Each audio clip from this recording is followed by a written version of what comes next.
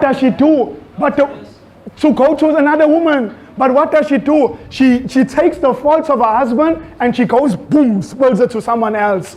That breaks the circle. She's supposed to deal with it. Inspiration says, who's leading the woman? This is the device of who? She's been led by the devil.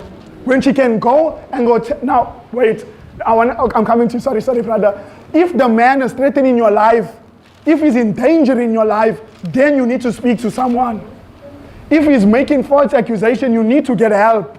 But I'm just saying the faults of each other, a woman should not go tell the faults of that man. And if they fail in courtship, it means they're going to fail where? In marriage.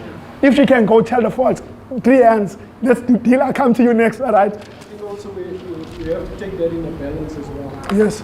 Because sometimes, let's say for instance, we read Abram's example. Yes.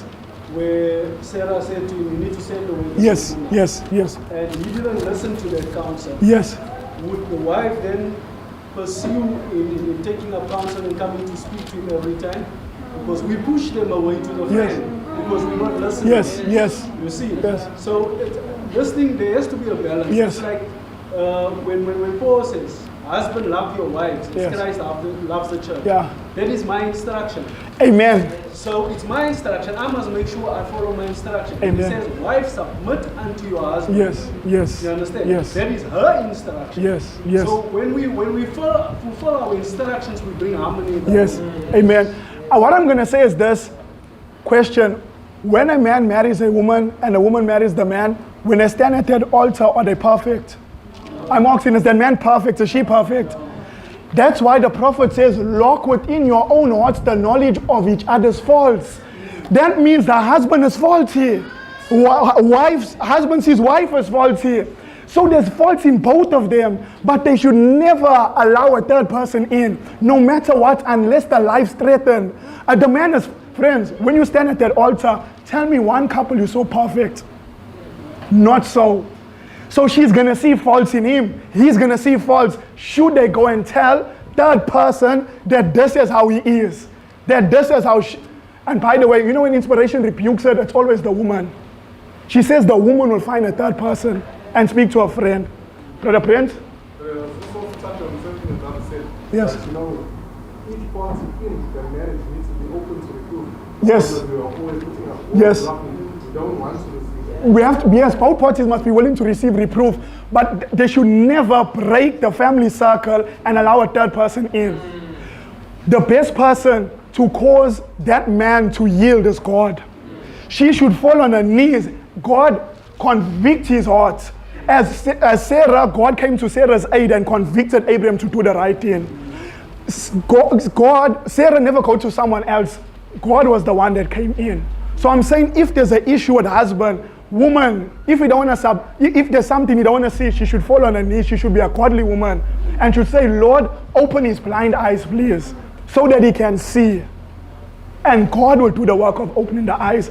A man that is convinced against his opinion, what is that saying? A man that is convinced against his opinion, or you're trying to convince him against his opinion, will remain with that same opinion. So what I'm saying is God's the only one that can open up that heart and help him to see. You want to say something? It's okay. It says, yeah, look what she says. She says there's a sacred circle around every family which should be preserved. What should be preserved? Sacred circle. Let me ask you this. That any man could come to the temple and say, I would like a tour inside the sanctuary. Could any man go there? Only person that was allowed in was the priest. No other man but the priest. It says there's a sacred circle around every family that should be preserved.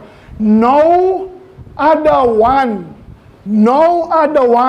has any right to that sacred circle. Who has the right?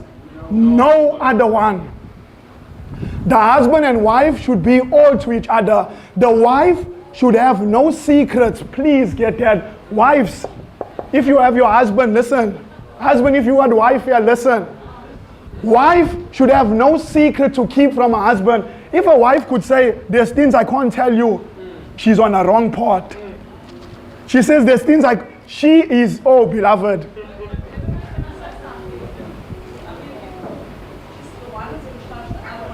Okay. Yes.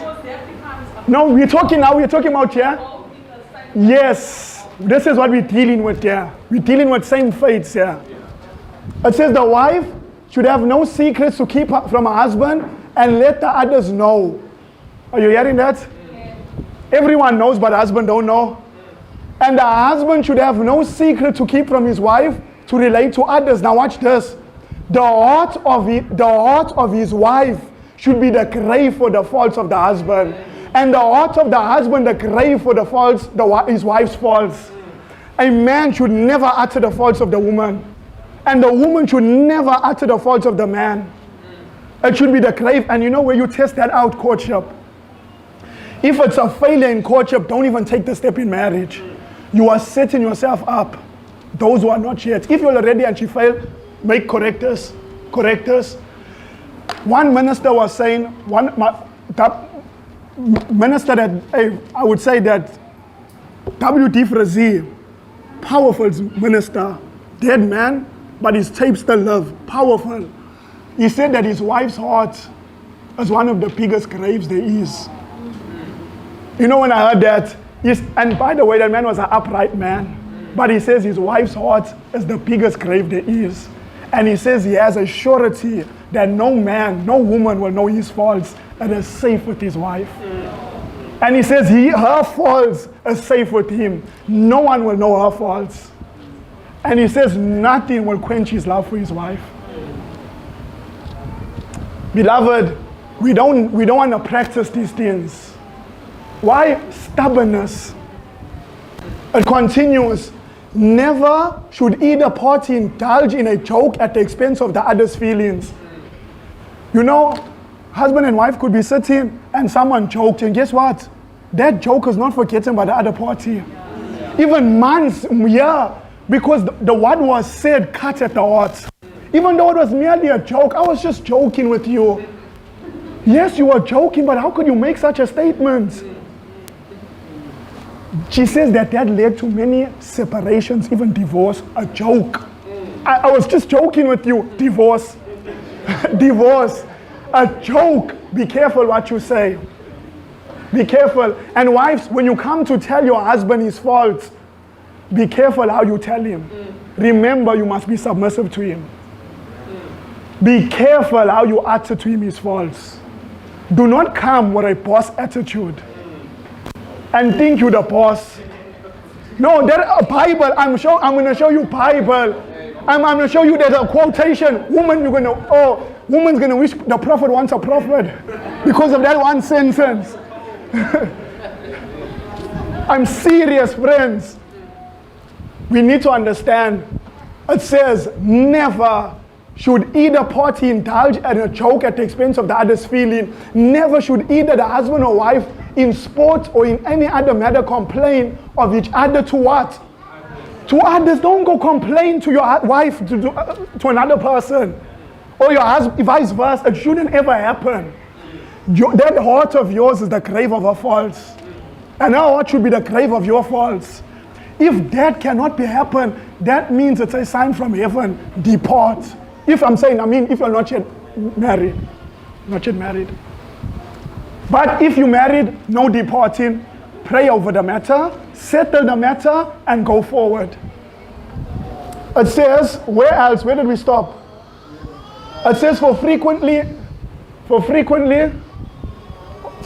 indulging in what? In this foolish and what may seem perfectly harmless joking will end in trial with each other and perhaps what? Estrangement. What's estrangement? Divorce. I have been shown that there should be a sacred shield around every family. So around every family there should be a sacred shield that no other woman, no other man should be able to penetrate. Only a husband and wife, they should have this shield around.